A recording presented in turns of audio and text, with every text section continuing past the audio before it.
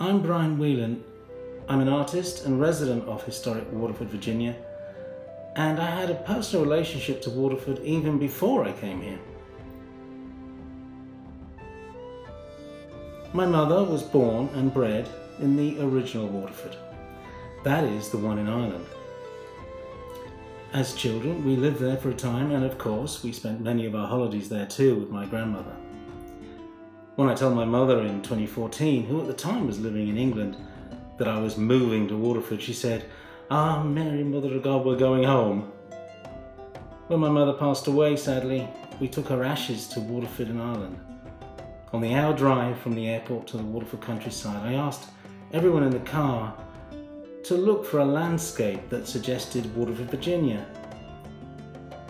As the landscape changed in character from wide open coastal fields to woods and tiny hills and vales, we approached the village of Whelan, where my mother was born and grew up.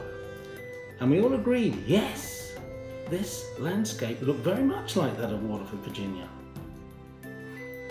We later learned from a lecture by the award-winning author Hilary Mantel, whose people were from the same area, that next to my mother's village of Whelan is the village of Portlaw, the first model Quaker town. Later Quaker towns were apparently based on this model. That might have been the end of this story, except that of the 90 or so historical houses in this village of Waterford, Virginia, my wife and I bought one that was owned by James Moore, son of the very Thomas Moore Sr., who named the village, and most likely came from the area near my mother's birthplace.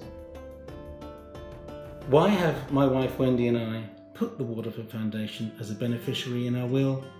Because we believe in the words of the Foundation, that of protecting a rare and precious site of historic importance.